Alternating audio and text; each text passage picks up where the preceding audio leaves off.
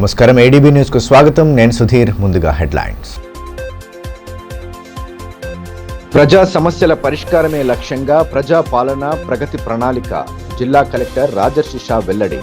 సర్పంచులు కౌన్సిల్ సభ్యుల శిక్షణలో దిశా నిర్దేశం.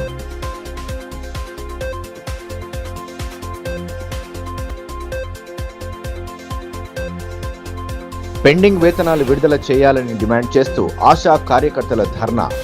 వేతనాలు రాక తీవ్ర ఇబ్బందులు పడుతున్నామనే ఆందోళన.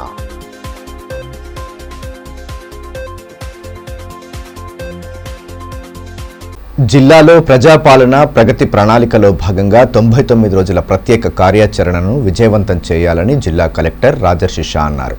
గురువారం స్థానిక రెవెన్యూ గార్డెన్స్లో ప్రజాపాలన ప్రగతి ప్రణాళిక 99 రోజుల కార్యాచరణలో భాగంగా సర్పంచ్లు మున్సిపల్ కౌన్సిల్ సభ్యుల శిక్షణ కార్యక్రమంలో ఆదిలాబాద్ బోత్ ఎమ్మెల్యేలు పాయల్ శంకర్, అనిల్ జాదవ్తో కలిసి ముఖ్య అతిథిగా హాజరై జ్యోతి ప్రజ్వలన చేసి ప్రసంగించారు. అనంతరం రైతులకు ఉచితంగా అందించేందుకు 500 రూపాయల విలువ గల 5 రకాల కూరగాయల విత్తనాల కిట్ను కలెక్టర్, ఎమ్మెల్యేలు ఆవిష్కరించారు. ఈ కార్యక్రమంలో municipal chairperson Bandari Anusha, DRDO Ravinder, DPO Ramesh, అదనపు ఎస్పీలు Surender Rao, Mounika, municipal vice chairman Rohit తదితరులు పాల్గొన్నారు.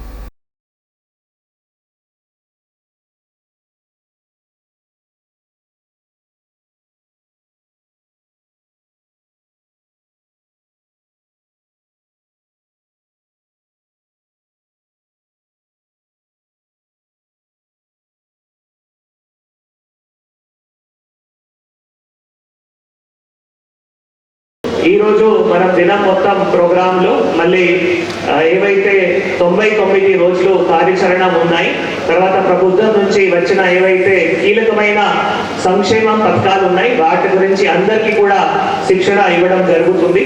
మీ అందరికీ ఒక ఫోల్డర్ రూపంలో కూడా ప్రభుత్వం నుంచి వచ్చిన ఏవైతే సర్కులర్లు ఉన్నాయో అవి అన్ని కూడా తెలుగులో తయారు చేసి మీ అందరికీ అందజేయడం జరిగింది.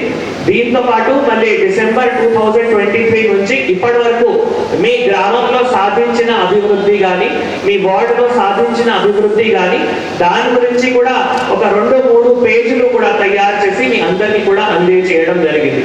సో దయచేసి ఈరోజు శిక్షణ కార్యక్రమంలో మా జిల్లా అధికారులు, ప్రతి ఒక్క జిల్లా అధికారులు ఏవైతే 99 రోజులు కార్యాచరణ ఉన్నాయి దాని గురించి మీకు వివరిస్తారు. ఆ సర్కులర్ కూడా మీరు దయచేసి చదవండి. మీ గ్రామంలో జరిగిన అభివృద్ధి కానీ, మీ వార్డులో జరిగిన అభివృద్ధి కానీ అవి కూడా చదవండి. ఎందుకంటే ఇప్పుడు ఆల్రెడీ 6 తారీఖు నుంచి ఈ కార్యక్రమం స్టార్ట్ అయినాయి. 12 జూన్ వరకు ఈ కార్యక్రమం కొనసాగుతాయి. సో దాని ఉద్దేశం ఏంటి, దాని కార్యాచరణ ఏమున్నాయి మీకు చెప్తూ మళ్ళీ మీరు మీ గ్రామాల్లో 2 ఏప్రిల్ నాడు మళ్ళీ మీరు గ్రామాల్లో మీరు మీ వార్డులో గ్రామ సభ కానీ వార్డు సభ కానీ కూడా నిర్వహించాలి. ఆనాడు మరి ఎట్లా నిర్వహించాలి దాని గురించి కూడా నేను వివరిస్తాము. సో ఇప్పుడు నేను క్లుప్తంగా ఒక 5-10 నిమిషాల్లో ఒక పీపీటీ రూపంలో మీ అందరికీ ఎక్స్ప్లెయిన్ చేసిన తర్వాత జిల్లా టాప్ లో ఈ కార్యక్రమం రావాలి అంటే మీ చేతిలో ఉన్నాయి. సో మా అధికారులు, ప్రజాప్రతినిధులు కలిసి ఈ కార్యక్రమం చేస్తేనే మరి మీరు మీ గ్రామంలో, మీ వార్డులో ఒక మంచి పేరు కూడా సాధించగలుగుతారు. పెండింగ్ వేతనాలు చెల్లించాలని డిమాండ్ చేస్తూ తాంసీ, తలమడుగు, భీంపూర్ మండలాల ఆశా కార్యకర్తలు గురువారం డిఎంఎండ్హెచ్ఓ కార్యాలయం ఎదుట నిరసన చేపట్టారు. గత 2 నెలలుగా పారితోషికాలు రాక కుటుంబ పోషణ భారమైందని వారు ఆవేదన వ్యక్తం చేశారు. లెప్రసీ, టీబీ పనులకు సంబంధించిన బకాయిలను వెంటనే విడుదల చేయాలని నినదించారు.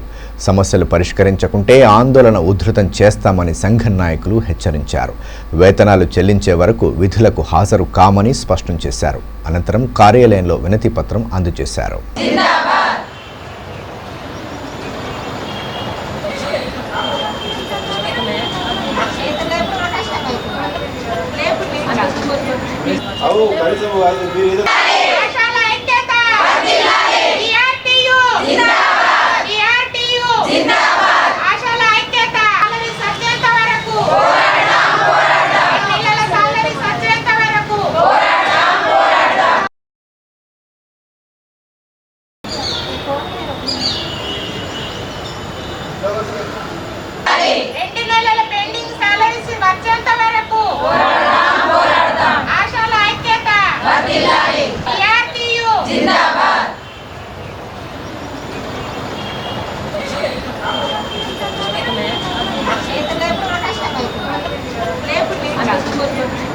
ఆశాల ఐక్యత టీఆర్టీయూ జిందాబాద్ టీఆర్టీయూ జిందాబాద్ ఆశాల ఐక్యత సాలరీ సత్యంత వరకు పోరాడదాం పోరాడదాం పిల్లల సాలరీ సత్యంత వరకు పోరాడదాం పోరాడదాం ఈరోజు మేము బీఆర్టీయూ రాష్ట్ర సమితి సంఘం పిలుపు మేరకు అందరము తలమడుగు తాంసీ భీంపూర్ ఆశా వర్కర్లు అందరము నిన్న మెడికల్ ఆఫీసర్ గారికి గత 2 నెలల నుంచి సాలరీ వస్తలేవు కాబట్టి ఆయనకు మెమోరాండం ఇచ్చినాము.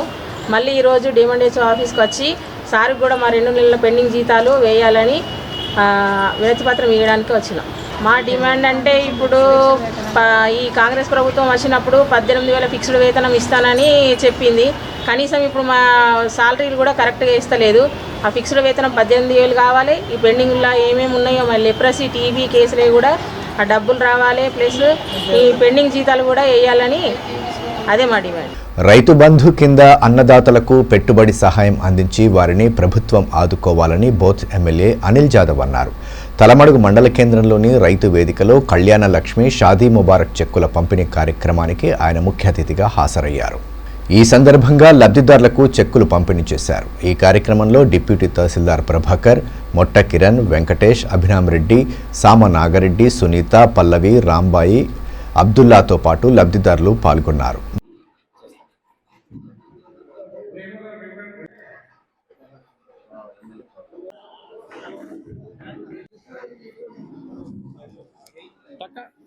ఈ యొక్క కార్యక్రమం అనేది చాలా చక్కటి కార్యక్రమం. దీని అందరూ సద్వినియోగం చేసుకోవాలి. ఏదైతే వచ్చినటువంటి చెక్కులను కూడా వివిధ రూపాలలో మనము దాన్ని యొక్క సద్వినియోగం చేసుకొని మన కుటుంబాన్ని కూడా మంచిగా జాగ్రత్త చూసుకోవాలని చెప్పేసి కూడా ఈ సదరంగా తెలియజేసుకుంటూ, మరో విషయం ఏంటంటే ఏదైతే గతంలో మొన్న జరిగినటువంటి అకాల వర్షము గాలితో ఏదైతే పంటలు బాగా నష్టపోయినాయి, ఆ యొక్క పంటలకు ప్రభుత్వం నష్టపరిహారం ఇవ్వాలి. గత సంవత్సరం కూడా ఇవ్వలేదు, ఈ సంవత్సరం కూడా. ఏదైతే గడ్డికి ఏదైతే నిర్మల్ సైడ్ నుంచి మొత్తం తెలంగాణ మొత్తంలో వరి మీద బోనస్ ఇస్తారు. కానీ మన ఆదిలాబాద్ జిల్లాలో ఉన్నటువంటి రైతులకు వరి ఉండదు కాబట్టి పైన ఉన్నటువంటి వర్షాధార పైననే ఆధారపడి ఉంటుంది. వర్షం పై నుంచి పడితే కానీ కింద మనకు పంటలు వండాయి. మనకు పెద్ద ప్రాజెక్టులు లేవు, ఏం లేవు. చిన్న ఎందుకంటే భూగర్భ జలాలు కూడా తక్కువ ఉంటాయి. పంటలు ఎందుకంటే మేము డిమాండ్ చేసేది ఏంటంటే అక్కడ 500 బోనస్ ఇస్తారు. మరి ఆ విధంగా మా ఇక్కడ ఉన్నటువంటి ఆదిలాబాద్ జిల్లా రైతులకు కూడా బోనస్ ఇవ్వాలి.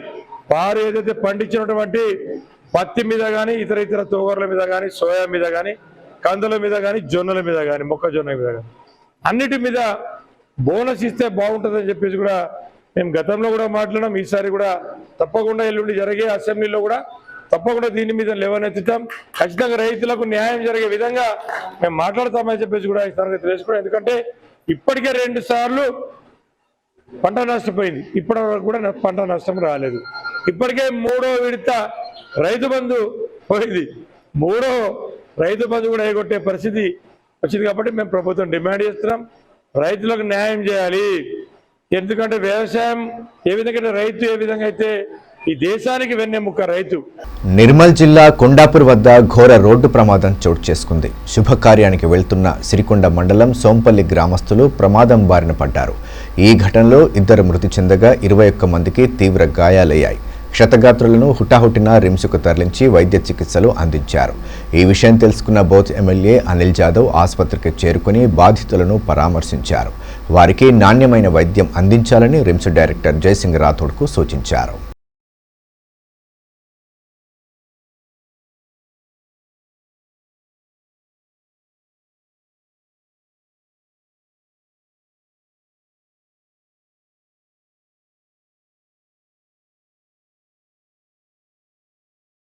వైద్యుల సూచనలు లేకుండా పెయిన్ కిల్లర్ మాత్రలు వేసుకోవద్దని, అనవసరంగా మాత్రలు వాడితే కిడ్నీపై ప్రభావం చూపుతుందని రిమ్స్ డైరెక్టర్ జయసింగ్ రాథోడ్ అన్నారు. గురువారం ప్రపంచ కిడ్నీ దినోత్సవాన్ని ఆదిలాబాద్ రిమ్స్ డయాలసిస్ కేంద్రంలో చేపట్టగా డైరెక్టర్ కేక్ కట్ చేశారు. డయాలసిస్ బాధితులు తప్పనిసరిగా వైద్యుల సూచనలు పాటించాలని చెప్పారు. డయాలసిస్ కేంద్రంలో 14 డయాలసిస్ యూనిట్స్ ఉన్నాయని పేర్కొన్నారు. నేను ప్రజలకు కోరుకునేది ఏంటంటే మన ఏదైతే డయాబెటీస్ టెస్ట్ ఏదైతే మనం పనిస్తున్నామో వృత్తిరీత్యా కావచ్చు అన్ని రకాల స్ట్రెస్ భరిస్తున్నాం కనుక డాక్టర్ పోయేటప్పుడు ఖచ్చితంగా ఏదైనా ఇబ్బంది అనిపిస్తే డాక్టర్ ప్రిస్క్రిప్షన్ తోటే మందులు వాడండి. మెయిన్ థింగ్ 3 రకాల మేజర్ నేను గమనిస్తుంది ఆదిలాబాద్లో. ఒకటి అనాలిసిస్ పెయిన్ కిల్లర్ వాడడం వల్ల, ప్లస్ బీపీ షుగర్ ఉన్న వాళ్ళకి కిడ్నీ డిసీజ్ వస్తున్నాయి. సో ఇప్పుడు సూపర్ హాస్పిటల్ మనకు డాక్టర్ కొండలో నెఫ్రాలజిస్ట్ వచ్చాడు. ఎవరికి ఏ ఇబ్బంది ఉన్నా ఖచ్చితంగా వచ్చి అక్కడ వచ్చి కొన్ని పరీక్షలు ఇన్వెస్టిగేషన్ చేసుకొని డాక్టర్ యొక్క సాయంతోనే మందులు వాడాలి. ఆయన ఏదైతే సూచనలు సలహాలు ఇస్తారో దాని ప్రకారం పడితే ఏదైతే కిడ్నీ ప్రాబ్లమ్స్ ఉన్నాయో వీళ్ళని మనం తగ్గించుకోవచ్చు. మనకు డయాలసిస్ సెంటర్లో 14 మన డయాలసిస్ యూనిట్స్ ఉన్నాయి. ప్లస్ 94 మెంబర్స్ యూనిట్ ఈ మన రిమ్స్ ఆదిలాబాద్ యూనిట్లో 94 మెంబర్స్ ఎన్రోల్ చేశారు. 4 షిఫ్ట్ వైజ్ డయాలసిస్ సెంటర్లో డయాలసిస్ చేస్తున్న జనాలు ఈ అవకాశంలో ప్రజలు యూటిలైజ్ చేసుకోవాలి. రైతు భరోసా నిధులను విడుదల చేయాలని డిమాండ్ చేస్తూ బీఆర్ఎస్ శ్రేణులు చేపడుతున్న సంతకాల సేకరణ కొనసాగుతోంది. గురువారం ఆదిలాబాద్ రూరల్ మండలం యశోద, బురికి, బొప్పాపూర్, మాంగ్లీ, పూనగూడ గ్రామాలలో అన్నదాతల సంతకాలు సేకరించారు. కేంద్రంలో బీజేపీ సర్కార్, రాష్ట్రంలో కాంగ్రెస్ సర్కార్, ఈ 2 జాతీయ పార్టీలు రైతు వ్యతిరేక విధానాలు అవలంబించడం వల్ల ఇవాళ రైతులు అరిగోసపడుతూ ఉన్నారు. రేవంత్ రెడ్డి సర్కారు ఎన్నికల సందర్భంగా కేసీఆర్ గారు ఎకరానికి 10,000 మాత్రమే ఇచ్చిండు. కాంగ్రెస్ ప్రభుత్వం వస్తే, ఇందిరమ్మ రాజ్యం వస్తే నేను ఎకరానికి 15,000 ఇస్తానని చెప్పి మాట ఇచ్చిండు. గెలిచిన తర్వాత మర్చిపోయిండు. ఎంపీ ఎన్నికల సందర్భంగా ఒకే ఒక్కసారి 10,000 రూపాయలు రైతు ఖాతాలో జమ చేసిండు. ఇప్పటికీ 3 పంటలకు సంబంధించినటువంటి రైతు బంధు నిధులను జమ చేయలేదు. ఇంకేం మాట్లాడుతూ ఉన్నాడు? రైతులందరూ కూడా అయోమయానికి గురవుతున్నారు. ఎప్పుడు ఇస్తారో రైతు బంధు వేస్తారని. ఆయన మున్సిపల్ ఎన్నికల సందర్భంగా, మున్సిపల్ ఎన్నికలు కాగానే 17 తారీఖు నాడే నేను రైతుల ఖాతాలో రైతు బంధు వేస్తానని చెప్పి మాట్లాడిండు. ఇవాళ ఆయన మాట్లాడిన మాటల కట్టుబడి ఉండకుండా ఇప్పుడేమంటున్నాడు? రైతు బంధు ఒక చెత్త పథకము, కేసీఆర్ పనికిమాలిన పథకాన్ని తీసుకొచ్చిండు. ఈ రైతు బంధు పథకంతో రైతులంతా తాగి తిరుగుతుండ్రట, చెడిపోతుండ్రట, సోమరిపోతులు అవుతుండ్రట. కాబట్టి ఈ రైతు బంధు తీసేస్తా అని మాట్లాడుతున్నాడు. కేంద్ర రాష్ట్ర ప్రభుత్వాలు రైతుల సంక్షేమంపై నిర్లక్ష్య వైఖరిని అవలంబిస్తున్నాయని బీఆర్ఎస్ జిల్లా ఉపాధ్యక్షులు విజయగిరి నారాయణ మండిపడ్డారు. వెంటనే రైతు బంధు పెట్టుబడి సహాయం విడుదల చేయాలని డిమాండ్ చేశారు. ఈ కార్యక్రమంలో డీసీసీబీ మాజీ డైరెక్టర్ పరమేశ్వర్, దేవరావు పటేల్, జంగు, శ్యామరావు తదితరులు పాల్గొన్నారు. రాష్ట్రంలో రేవంత్ రెడ్డి కాంగ్రెస్ ప్రభుత్వం, ఈ 2 ప్రభుత్వాలు రైతు వ్యతిరేక విధానాలు అవలంబించడం వల్ల ఇవాళ రైతులు అరిగోసపడుతూ ఉన్నారు. రేవంత్ రెడ్డి ఎన్నికల సందర్భంగా, ఆయన ఎన్నికల ప్రచారంలో భాగంగా ఏమని మాట్లాడిండు? కేసీఆర్ గారు ఎకరానికి 10,000 మాత్రమే ఇస్తున్నాడు. కాంగ్రెస్ ప్రభుత్వం వస్తే, ఇందిరమ్మ రాజ్యం ఏర్పడితే ఎకరానికి నేను 15,000 ఇస్తానని చెప్పిండు. కానీ ఇచ్చిండా? ఎక్కడ ఇయ్యలే. ఒక్కసారి మాత్రం పార్లమెంట్ ఎన్నికల సందర్భంగా రైతుల ఖాతాలో 10,000 రూపాయలు వేసి ఇప్పటికీ 3 పంటలకు సంబంధించినటువంటి ఎకరానికి 15,000 చొప్పున అంటే దాదాపు ఎకరానికి 45,000 రూపాయలు రైతుల ఖాతాలో జమ చేయాలి. ఇప్పటికీ రూపాయి కూడా రైతుల ఖాతాలో జమ చేయలేదు. పైగా ఇప్పుడు ఏం మాట్లాడుతున్నాడు? అప్పుడు కేసీఆర్ అట చెత్త పథకం పెట్టిండట. రైతు బంధు పథకం చెత్త పథకం అట. ఈ రైతు బంధు పథకంతో రైతులందరూ తాగి తిరిగి సోమరిపోతులు అవుతుండ్రట, చెడిపోతుండ్రట. కేసీఆర్ చెత్త పథకం పెట్టినని ఇలా రేవంత్ రెడ్డి మాట్లాడుతుండు. రైతు బంధు పథకాన్ని తీసేస్తానంటున్నాడు. కాబట్టి రైతన్నలు కూడా మీరు అందరూ ఆలోచించాలి. ఆనాడు ఏం మాట్లాడిండు, ఇవాళ ఏం మాట్లాడుతూ ఉన్నాడు. ఇలా రాష్ట్రంలో రేవంత్ రెడ్డి ప్రభుత్వం ఈ విధంగా ఉన్నది. అటు కేంద్రంలో కేంద్ర ప్రభుత్వం అన్న రైతులను ఆదుకుంటుందని చెప్పి ఆలోచిస్తే కేంద్ర ప్రభుత్వం ఇంకా ఘోరంగా ఉన్నది.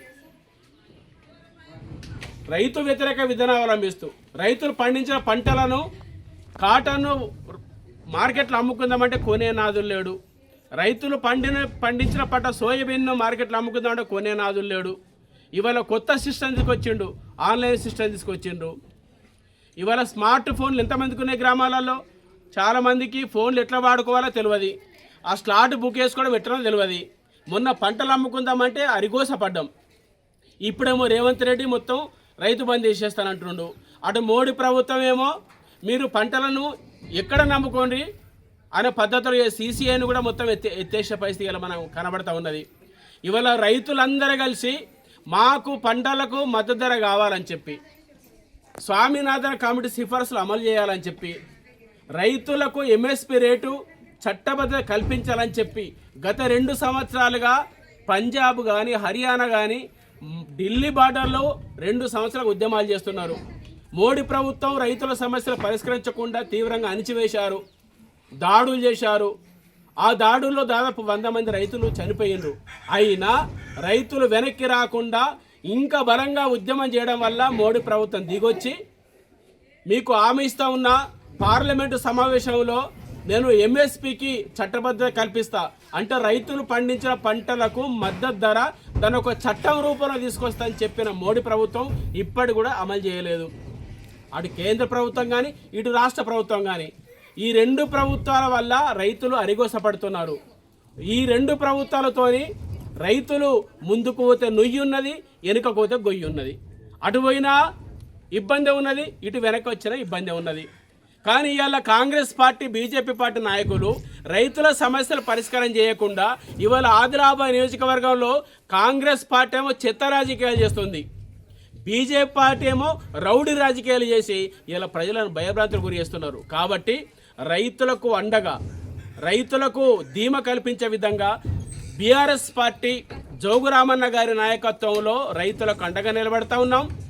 ఇవాళ సంతకాలు సేకరించి మాజీ మంత్రి జోగురామన్న గారి నాయకత్వంలో గవర్నర్ కలవబోతున్నాం. అసెంబ్లీ సమావేశాల సందర్భంగా అసెంబ్లీ ముట్టడి కార్యక్రమం కూడా మేము తీసుకోదలుచుకున్నాం. కాబట్టి రైతన్నలు అందరూ కూడా ఆలోచించి ఈ 2 జాతీయ పార్టీ వల్ల అటు బీజేపీ కానీ కాంగ్రెస్ కానీ 2 ప్రభుత్వం వల్ల మనకు రైతులకు ఒనగూరేది శూన్యం, మన ప్రజా సమస్యల పరిష్కారం కావడం శూన్యం. కాబట్టి మరొక్కసారి తెలంగాణ ప్రాంతంలో తెలంగాణ కొట్లాడి తెచ్చుకున్న తెలంగాణ స్వరాష్ట్రంలో అక్కడ బాపూజీ కేసీఆర్ గారే మరొక్కసారి ముఖ్యమంత్రి కావాలని, ఆదిలాబాద్ జిల్లా జోగురామన్న గారే మంత్రి కావాలని చెప్పి ప్రజలందరూ కోరుకుంటా ఉన్నారు. ప్రభుత్వ తెలుగు ఉపాధ్యాయులుగా విధులు నిర్వహిస్తున్న జైకర్ లిఖించిన బడికి సెలవులు వచ్చాయి అనే పాటను జిల్లా కలెక్టర్ రాజర్షి షా విడుదల చేశారు. పాటను రాసి పాడిన ఉపాధ్యాయుడు జైకర్ను అభినందించారు. విద్యార్థుల్లో మార్పు కోసం ప్రేరణాత్మక గీతాన్ని రచించడం అభినందనీయమని పేర్కొన్నారు. ఈ కార్యక్రమంలో పాఠశాల హెచ్ఎం శశికళ, అభవ్ కుమార్, నారాయణ, స్వాతి, అనిత, మాళవిక, అశోక్, నామ్దేవ్, గణేష్, చింతామణి, శైలేందర్ తదితరులు పాల్గొన్నారు.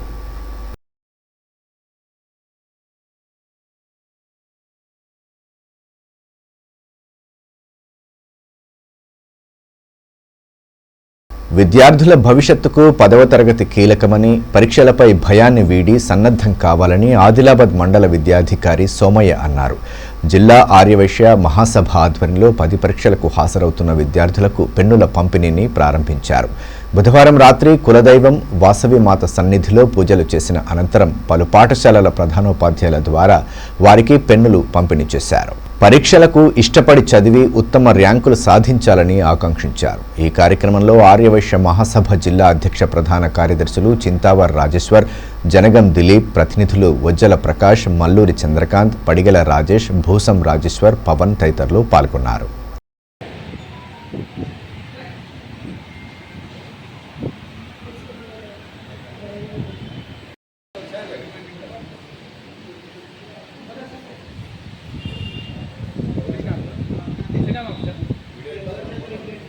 फोटो वीडियो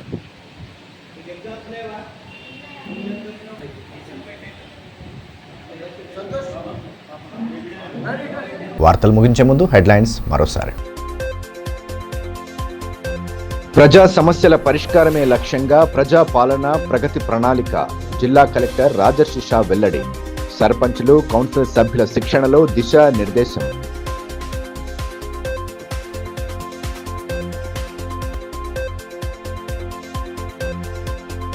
పెండింగ్ వేతనాలు విడుదల చేయాలని డిమాండ్ చేస్తూ ఆశా కార్యకర్తల ధర్నా. వేతనాలు రాక తీవ్ర ఇబ్బందులు పడుతున్నామని ఆందోళన.